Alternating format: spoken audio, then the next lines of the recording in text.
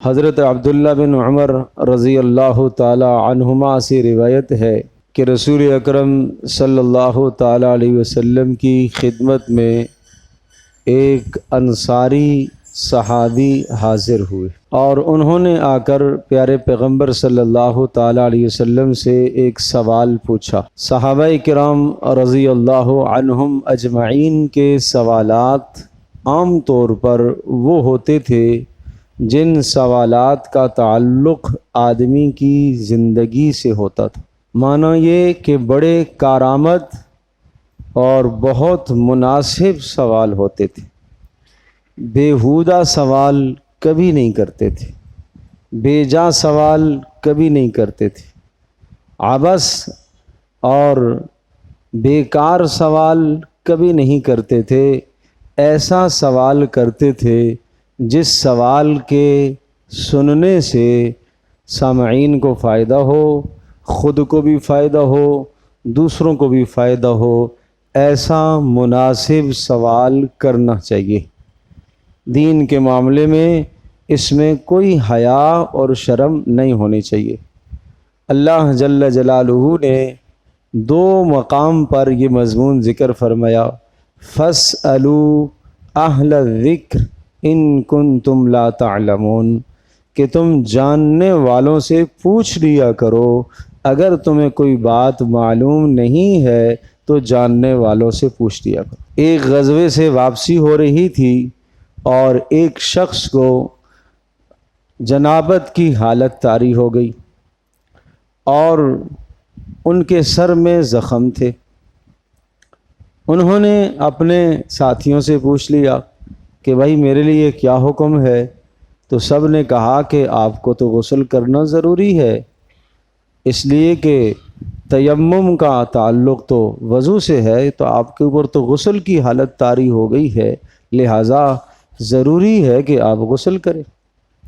چنانچہ انہوں نے غسل کیا اور پانی ان کے لیے مضر اور نقصان دہ ثابت ہوا اور زخم کے اندر پانی رسا، جس کی وجہ سے ان کی شہادت واقع ہو گئی، جان چلی گئی۔ پیارے پیغمبر صلی اللہ تعالی علیہ وسلم کو اس بات کی اطلاع ہوئی کہ فلاں فلاں کے بتانے پر انہوں نے غسل کر دیا اور غسل کی وجہ سے پانی اندر سرایت کر گیا زخموں میں اور ان کی جان چلی گئی۔ دیکھو موت کا وقت تو یہ لکھا ہوا تھا، یہ بات سمجھنے کی ہے، موت کا دن تو یہی لکھا ہوا تھا، لیکن سبب ایک لگ گیا۔ آپ اس کا ذریعہ کیوں بنے؟ آپ اس سبب کا ذریعہ آپ کیوں بن رہے ہیں؟ ایک آدمی کو کوئی قتل کرتا ہے، اس کی موت کا دن آج ہی ہے، آج ہی لکھا ہوا ہے کہ اس نے مرنا ہے، آپ کیوں سبب بن رہے؟ اس لیے قاتل کو سزا دی جائے گی کہ تم کیوں سبب بنے ہو۔ تو پیارے پیغمبر صلی اللہ تعالی علیہ وسلم نے سخت ہی بہت ناراضگی کا اظہار فرمایا، بہت ناراضگی کا اظہار، کہا تم لوگوں نے اسے مار دیا ہے، اس قدر ناراض ہوئے۔ پھر آپ نے فرمایا انما شفاء العی السوال، انجان آدمی کی شفا، بیمار آدمی کی شفا سوال پوچھنے میں ہے۔ بیمار آدمی سوال پوچھ لے، بیمار سے مراد وہ بیمار بھی اور بیمار سے مراد جو مسئلہ شریعت نہیں جانتا وہ بھی، لیکن کس سے پوچھ لے بھائی؟ راہ چلتے ہوئے ہر ایک سے پوچھ لے، کسی مستند شخص سے پوچھ لے، عالم دین سے سوال پوچھو، جاننے۔ قرآن کیا کہہ رہا ہے؟ فَاسْأَلُوا أَهْلَ الذِّكْرِ ان کنتم لا تعلمون، جاننے والوں سے سوال پوچھو، قرآن کو جاننے والوں سے، حدیث کو جاننے والوں سے سوال پوچھو، ان کنتم لا تعلمون، اگر تم نہیں جانتے ہو۔ حضرت ابو موسیٰ اشعری رضی اللہ تعالی عنہ کے علم میں اور ان کی بلندی مقام میں کیا شک ہو سکتا ہے؟ ایک مجلس میں حضرت ابو موسیٰ اشعری رضی اللہ تعالی عنہ بھی موجود ہیں، حضرت عبداللہ ابن مسعود رضی اللہ تعالی عنہ بھی موجود ہیں، سائل سوال کرنے والا آتا ہے اور ابو موسیٰ اشعری رضی اللہ تعالی عنہ سے کوئی سوال پوچھتا ہے، تو ابو موسیٰ اشعری رضی اللہ تعالی عنہ نے یہ ارشاد فرمایا، لا تسألونی ما دام ھذا الحبر فیکم، عبداللہ بن مسعود کی طرف اشارہ کر کے ارشاد فرمایا، جب تک یہ بڑے عالم موجود ہوں مجھ سے سوال نہ پوچھا کرو۔ میرے عزیز دوستو بزرگوں، آج اگر مجھ سے سوال پوچھا جائے تو بھی مجھے خوشی ہے۔ صحابہ پریشان ہوتے تھے، لا الہ الا اللہ، اس نے مجھ سے سوال پوچھ لیا، اب اگر کوئی میں نے بتانے میں غلطی کر دی تو پکڑا جاؤں گا۔ ابو ہریرہ رضی اللہ تعالی عنہ نے ایک خاتون کو مسئلہ بتا دیا، مسئلہ بتانے کے بعد پتہ چلا کہ میں نے غلط بتایا، پریشان، غم زدہ، ایسے غم زدہ جیسے کسی کی کوئی چیز بڑی قیمتی گم ہو جاتی ہے، مارے مارے پھر رہے ہیں، تلاش کر رہے ہیں، بھائی اس قسم کی عورت تو تم نے نہیں دیکھی، اس قسم کی خاتون تو تم نے نہیں دیکھی، ایسی ایک بڑھیا تو تم نے نہیں دیکھی، سب لوگوں سے پوچھ رہے ہیں، بازاروں میں چھان بین کر رہے ہیں، تلاش کر رہے ہیں، بالآخر ملی اور جا کر اس کو بتایا، وہ مسئلہ جو میں نے آپ کو بتایا وہ یوں نہیں تھا، وہ یوں ہے۔ ہم دین کے معاملے میں پرواہ نہیں کرتے، نہ تو ہم پوچھتے ہیں، اور اگر پوچھنا بھی چاہیں تو پھر ہم دیکھ کر نہیں پوچھتے، جو بھی ٹوپی داڑھی والا مل گیا، مول صاحب مسئلہ بتائیے۔ ہمارے ایک بزرگ فرمانے لگے کہ میں ایک مرتبہ جہاز میں سفر کر رہا تھا، تو ایک شخص میرے پاس آئے، ٹوپی داڑھی دیکھی انہوں نے، کہا مول صاحب ایک مسئلہ پوچھنا ہے۔ میں غصے سے دیکھا، کیا ہو گیا؟ ایک مسئلہ پوچھنا ہے۔ کیا کہا آپ نے؟ مسئلہ پوچھنا ہے۔ وہ ڈانٹا، تو کیوں مجھ سے مسئلہ پوچھنا ہے؟ مجھ سے کیوں پوچھنا ہے؟ کہا جی غلطی ہو گئی۔ کیوں غلطی کی ہے تو نے؟ مطلب یہ ہے کہ میری ٹوپی داڑھی دیکھ کر تو نے مجھے مولوی سمجھا؟ علماء کا کوئی کم مقام ہے؟ میں اس مقام کا ہوں نہیں اور تو مجھ سے سوال پوچھ رہا ہے؟ کس نے تجھے بتایا کہ میں مولوی ہوں؟ کس نے تجھے بتایا کہ میں عالم ہوں؟ صرف تو میری ٹوپی اور داڑھی دیکھ کر میرے پاس آ رہا ہے کہ مول صاحب مسئلہ بتائیے، کیوں غلط ہو تم؟ تو وہ کہنے لگے، ظاہر ہے مجھے عالموں سے نفرت تو نہیں ہے، لیکن میں اس کو یہ سمجھانا چاہ رہا تھا کہ تیرے پاس کیا ضمانت ہے کہ میں عالم ہوں؟ تجھے کیسے پتا چلا؟ تجھے کیسے پتا چلا کہ میں مفتی ہوں؟ جب تجھے نہیں پتا، نہیں تو جانتا، تو بس ایک آدمی داڑھی ٹوپی والا نظر آ گیا تو اس سے مسئلہ پوچھ رہے، مول صاحب مسئلہ بتاؤ۔ کیوں اپنا دین تباہ کر رہے ہو؟ آج تو مجھ سے پوچھ رہا ہے، کل اسی طرح کسی اور سے پوچھے گا، اگلے دن کسی اور سے پوچھے گا، اگلے دن کسی اور سے پوچھے گا۔ جب تم ایک شخص کا معلوم نہیں ہے تم کیوں پوچھ رہے ہو؟ ایک آدمی مسائل شریعت سے واقف نہیں ہے، کیوں پوچھ رہے ہو اس سے؟ جب اس سے تم جو شخص مسائل شریعت سے واقف نہیں ہے، انجان ہے، تو جب اس سے تم مسئلہ پوچھو گے تو وہ اپنی ذلت کو چھپانے کے لیے جھوٹ بولے گا اور جھوٹا مسئلہ بتائے گا۔ عبداللہ ابن مسعود رضی اللہ تعالی عنہ فرماتے ہیں کہ العلم ثلاثہ، علم تین طرح کا ہوتا ہے۔ نمبر ایک کتاب اللہ، اللہ کا کلام، یہ علم ہے۔ نمبر دو وسنت رسول اللہ، پیارے پیغمبر صلی اللہ تعالی وسلم کی سنت علم ہے۔ نمبر تین ولا ادری، اور یہ کہنا کہ میں نہیں جانتا، یہ بھی علم کی ایک تیسری قسم ہے۔ میں نہیں جانتا، مجھے نہیں مسئلہ پتا۔ بڑے بڑے مشائخ، بڑے بڑے علماء، کبار امت کا معمول یہ دیکھا گیا، سنا گیا کہ جب ان سے کوئی مسئلہ پوچھتا، اگر مسئلہ معلوم ہوتا تو بتا دیتے، اور نہ معلوم ہوتا تو کہتے دیکھ کر پوچھ کر بتا دیں گے۔ امام مالک رحمۃ اللہ علیہ کو ایک مجلس میں ان سے 40 سوال کیے گئے، 40 میں سے 39 کا جواب نہیں دیا، ایک کا جواب دیا۔ تو کیا امام مالک کی عزت گھٹ گئی؟ امام مالک کی کوئی عزت گھٹ گئی؟ ارے امام مالک کو آپ کیا دیکھتے ہیں؟ پیارے پیغمبر صلی اللہ تعالی علیہ وسلم کو دیکھیے۔ سائل آتا ہے، پوچھتا ہے اللہ کے رسول کہ کائنات میں سب سے بہترین جگہ کون سی ہے اور سب سے بدترین جگہ کائنات میں کون سی ہے؟ پیارے پیغمبر صلی اللہ علیہ وسلم نہیں معلوم۔ جبریل آئیں گے، ان سے پوچھ کے بتاؤں گا۔ حضرت جبریل تشریف لائے۔ جبریل یہ شخص پوچھتا ہے کہ کائنات میں سب سے اچھی جگہ کون سی ہے اور سب سے بدترین اور بری جگہ کون سی ہے، بتائیے کون سی ہے؟ جبریل علیہ السلام نے ارشاد فرمایا مجھے نہیں معلوم، میں اللہ سے پوچھ کے آؤں گا۔ نہ تو جبریل پر کوئی عیب، نہ پیارے پیغمبر صلی اللہ تعالی علیہ وسلم پر کوئی عیب، کیا اللہ سے پوچھ کے؟ جبریل گئے، اللہ سے پوچھا، آ کے پیارے پیغمبر صلی اللہ تعالی وسلم کو بتلایا۔ پیارے پیغمبر صلی اللہ تعالی وسلم نے فرمایا سائل کہاں ہے؟ اس نے کہا میں ہوں اللہ کے رسول۔ کہا احب البلاد الی اللہ مساجدہا، کائنات میں سب سے بہترین جگہ مسجد ہے اور کائنات میں سب سے بدترین جگہ بازار ہے۔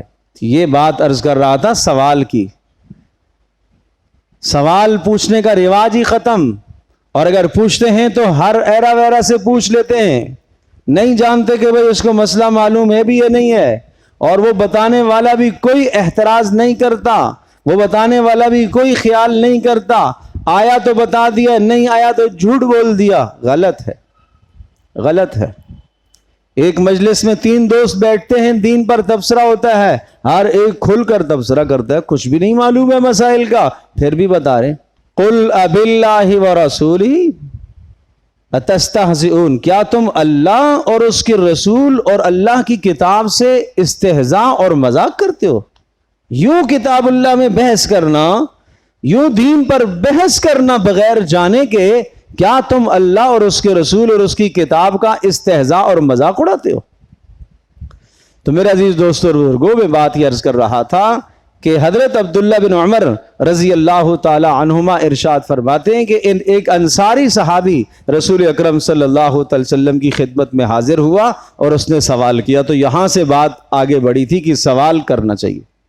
اس نے سوال کیا اللہ کے رسول ای المؤمنین افضل المؤمنین، ای المؤمنین افضل، ایمان والوں میں سب سے افضل کون ہے؟ ایمان والوں میں سب سے افضل کون ہے؟ سب سے بڑی فضیلت والا کون سا مسلمان ہے؟ سب سے بلند تر مقام رکھنے والا کون سا مسلمان ہے؟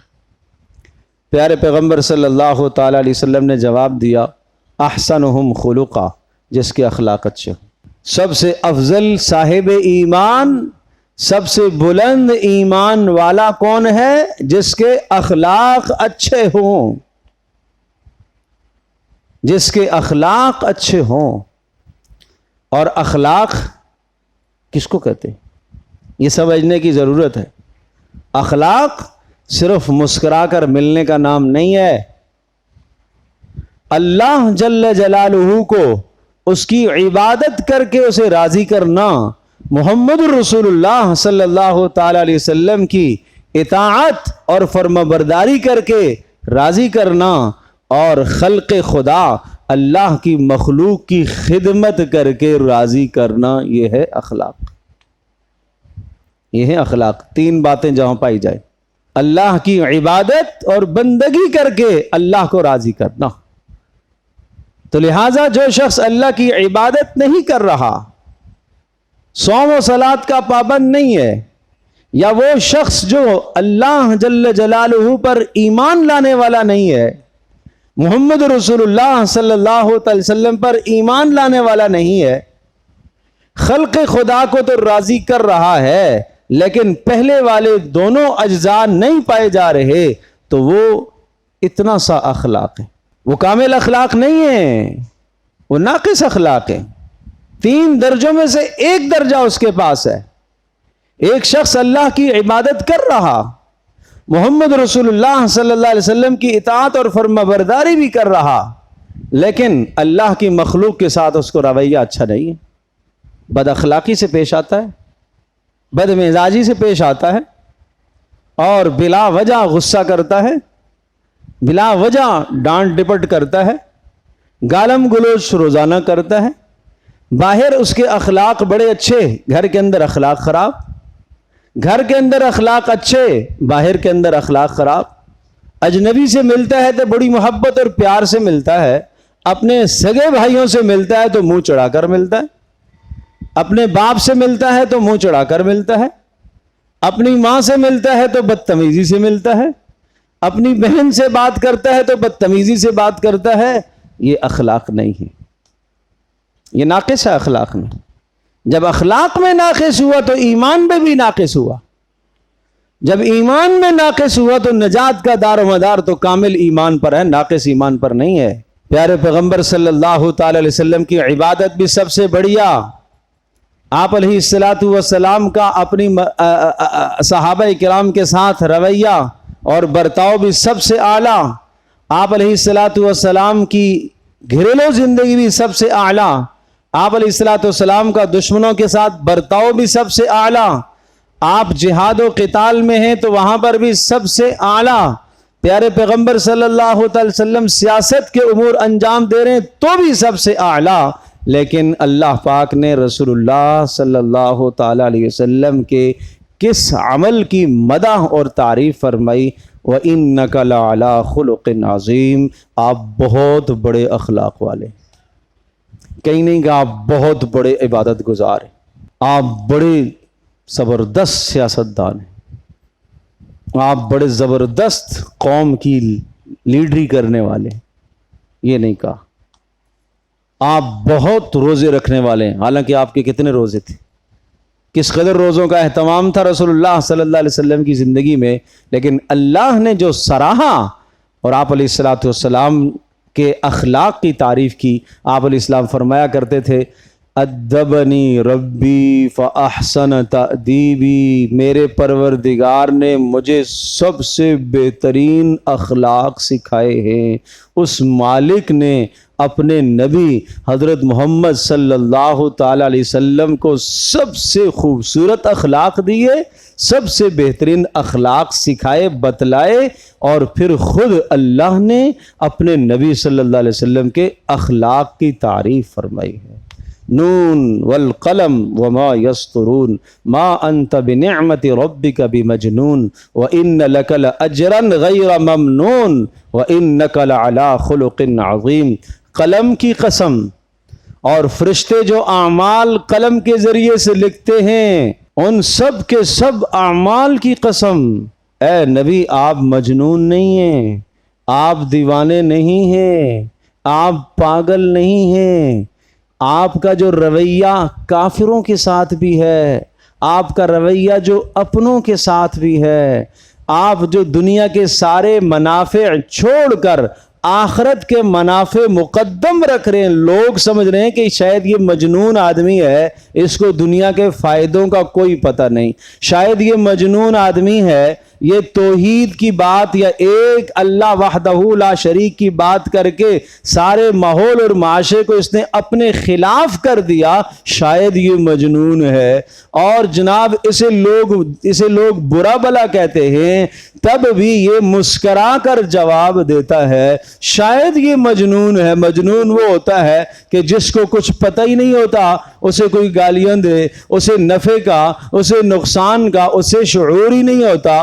اللہ کہہ رہا ہے قلم کی قسم، فرشتے جو اعمال لکھ رہے ان اعمال کی قسم، آپ مجنون نہیں ہیں، آپ کا یہ سارا عمل اخلاق عظیم ہے، آپ کا یہ سب کچھ اخلاق عظیم ہے، خلق عظیم ہے، اخلاق عظیم ہے آپ کے پاس۔ تو سائل پوچھتا ہے سب سے بلند تر ایمان کس شخص کا ہے، افضل ترین ایمان کس کا ہے؟ آپ نے فرمایا احسنہم خلقا، جس کے اخلاق اچھے ہوں۔ آؤ آج سے ہم طے کرتے ہیں کہ ہم اپنے اخلاق کو اچھا کریں گے، لیکن میں نے 3 باتیں کہی ہیں اخلاق میں۔ اللہ تبارک و تعالیٰ کو اس کی بندگی کر کے راضی کرنا، اللہ کی بندگی میں انشاءاللہ کوتاہی نہیں کریں گے، انشاءاللہ ہم کوتاہی نہیں کریں گے انشاءاللہ۔ نمبر 2، محمد رسول اللہ صلی اللہ علیہ وسلم کی اطاعت اور فرما برداری کر کے ان کو راضی کرنا، ایسی اطاعت ہو کہ میں ان کو پسند آ جاؤں، ایسی اللہ کی عبادت ہو کہ میں اللہ کو پسند آ جاؤں، میں پسند آ جاؤں۔ یہ میں سب کچھ اس دنیا میں کس لیے کر رہا؟ میرا اللہ راضی ہو جائے۔ دلہن کو ایک آدمی، دلہن کو گھر والے سجاتے ہیں، خواتین جناب اس کو سجاتی ہیں، اور جناب سب کی سب وہ کہتی ہیں کہ آج تو بڑی اچھی لگ رہی ہے، اور وہ یہ کہتی ہے کہ بھائی تمہارے کہنے سے میں اچھی نہیں لگوں گی، میں جس گھر کے اندر جا رہی ہوں، جس کے ساتھ میرا عقد ہوا ہے، اگر وہ مجھے اچھا سمجھ لے گا تو میں اچھی ہوں۔ یہی ہے نا؟ بالکل اسی طرح سے آپ کے کہنے سے دل تو خوش ہو جائے گا، لیکن اصل میں اچھا جب ہو کہ جس اللہ کے پاس مجھے جانا ہے وہ اللہ مجھے اچھا کہہ دے، تو یہ ہے اچھی بات۔ جس پیارے نبی صلی اللہ تعالی علیہ وسلم سے میں نے ملاقات کرنی ہے، اس نبی کو میرا انداز، میرا کردار، میرے اخلاق، میری طرز زندگی اس پیارے نبی صلی اللہ علیہ وسلم کو پسند آ جائے تو میں اچھا ہوں، ورنہ کچھ نہیں ہے۔ اللہ کو اس کی عبادت سے راضی کرنا، محمد رسول اللہ صلی اللہ علیہ وسلم کی اطاعت کر کے ان کو راضی کرنا، اور اسی طرح سے خلق خدا کی خدمت کر کے راضی کرنا، یہ ہے اخلاق۔ خلق خدا کی خدمت کر کے شریعت کے مطابق ان کو راضی کرنا، یہ ہے اچھے اخلاق۔ اب دوسرا سوال سنیے گا، پوچھا اللہ کے رسول اچھا یہ بتائیے من اکیسہم، سب سے زیادہ سمجھدار کون ہے؟ ایمان والوں میں سب سے زیادہ سمجھدار کون ہے؟ سب سے زیادہ دانا عقل مند کون ہے؟ سب سے زیادہ ذہین و فطین کون ہے؟ ہم سمجھتے ہیں کہ سب سے زیادہ عقل مند سمجھدار وہ ہے جو مال اچھا کماتا، جس کا بڑا بزنس ہو، اور جناب جس کی تجارت ملک سے بیرون ملک تک پھیلی ہوئی ہو، وہ آدمی سب سے زیادہ سمجھدار ہے۔ اور جو 2 4 6 آدمیوں کو پاگل بنانا جانتا ہو، بڑا ہوشیار آدمی ہے بھائی، ہم اس کی تعریف کرتے ہیں۔ جو جھوٹ بول کر جھوٹ کسوٹ سے مال لوٹتا ہو، بڑا ہوشیار آدمی ہے بھائی۔ ہمارے معاشرے میں تو یہ ہوشیار ہے، پیارے پیغمبر صلی اللہ تعالی علیہ وسلم کی نگاہوں میں، اور جب پیارے پیغمبر صلی اللہ علیہ وسلم کی نگاہوں میں یہ ہوشیار ہے تو پھر اللہ کی نظروں میں بھی وہی ہوشیار ہے۔ اے اللہ کے رسول کون ہوشیار ہے، کون سمجھدار ہے؟ آپ نے فرمایا 2 خوبیوں کی طرف اشارہ فرمایا، جس میں 2 خوبیاں پائی جائیں، جس میں 2 خوبیاں پائی جائیں تو وہ سب سے زیادہ کیا ہے؟ ہوشیار ہے، وہ سب سے زیادہ عقل مند ہے، وہ سب سے زیادہ دانا ہے۔ چلو آؤ ہم نیت کرتے ہیں کہ یہ 2 خوبیاں ہم اپنے اندر انشاءاللہ پیدا کریں گے انشاءاللہ۔ نمبر 1، آپ علیہ السلام نے ارشاد فرمایا اکثرہم للموت ذکرن، جو کثرت سے موت کو یاد کرتا ہو، جو کثرت سے موت کو یاد کرتا ہو، موت کو یاد کرتا ہوں۔ اچھا موت کو یاد کرنے کے ساتھ عقل مندی کا کیا تعلق ہے؟ ارے بھائی جب موت کو آدمی یاد کرتا ہے تو انسان کی خواہشات کم ہوتی ہیں، اور جب خواہشات کم ہوتی ہیں تو آخرت کی تیاری کا موقع ملتا ہے، وہ دنیا میں منہمک نہیں ہوتا۔ وہ سمجھدار آدمی ہے، اسے پتہ ہے کہ یہ میرا گھر نہیں ہے، میرا گھر آخرت ہے۔ وہ سمجھدار آدمی ہے، وہ جانتا ہے کہ یہاں مجھے عارضی رہنا ہے۔ ایک آدمی اپنے عزیزوں سے کہیں ملنے کے لیے جاتا ہے، 4 دن کے لیے گیا ہے، اور وہاں وہ دل لگا کے بیٹھ جائے اور وہاں جناب اپنے کوٹھی بنگلہ بنانے لگ جائے، ارے بھائی تیرے بیوی بچے تو وہاں ہیں۔ سمجھداری کا تقاضا یہ ہے کہ وہاں ضرورت پوری کرے اور واپس آ جائے۔ اسی طرح سے ایک مسلمان اس دنیا میں جائز حلال بہترین طریقے سے اپنی ضرورت پوری کرے، لیکن مطمح نظر اس کی آخرت ہے۔ نمبر 2، آپ نے ارشاد فرمایا وَأَحْسَنُهُمْ لَهُ اسْتِعْدَادًا، اور آخرت کی بہترین تیاری کرنے والا ہو، ایک موت کو اچھا یاد رکھتا ہو، اور دوسرا موت کے بعد کی زندگی کی تیاری ہر وقت کر رہا ہو۔ اولئک الاکیاس، یہ ہے سب سے زیادہ سمجھدار لوگ، یہ ہے سب سے زیادہ عقل مند اور دانا لوگ۔ یہ رسول اللہ صلی اللہ علیہ وسلم کی نظروں میں سب سے زیادہ سمجھدار ہے۔ تو آئیے اپنی موت کو یاد رکھا کرو، اپنے مرنے کو سامنے رکھا کرو، جنازہ دیکھ کر اپنی موت یاد آ جائے، دفناتے وقت اپنی موت یاد آنی چاہیے، قبرستان جاتے وقت اپنی موت یاد آنی چاہیے کہ آج میں فلاں کو اٹھا کے لے جا رہا ہوں، ایک دن آنے والا ہے کہ مجھے بھی اٹھا کے لے جایا جائے گا، آج میں فلاں کو غسل دے رہا ہوں، ایک دن آنے والا ہے مجھے بھی غسل دیا جائے گا، نہ معلوم کون سا وقت اللہ کی طرف سے میری جانے کا فیصلہ ہو جائے۔ کیا میں اس وقت اگر اللہ کی طرف سے فیصلہ آ گیا تو میرے اعمال اتنے ہیں کہ میں اللہ کے سامنے پیش کر سکوں؟ کیا میری توبہ آج پکی ہے؟ کیا میرا لین دین جو جس کے ساتھ ہے وہ مکمل ہوا ہے، لکھا ہوا رکھا ہوا ہے کہیں میں نے؟ فلاں کے میں نے اتنے دینے ہیں، فلاں سے اتنے لینے ہیں، تاکہ میرے جانے کے بعد جھگڑے نہ ہوں۔ جو کسی کو دینے ہیں وہ لکھے ہوئے ہیں کہیں؟ وصیت لکھی ہوئی ہے کہیں؟ نہیں لکھی ہوئی تو مطلب یہ ہے کہ یہ تو مرنے کا ارادہ ہی نہیں رکھتا، یہ تو مرنے کی تیاری میں ہی نہیں ہے۔ جو آدمی کہیں جانا جاتا ہے تو وہ تیاری کرتا ہے۔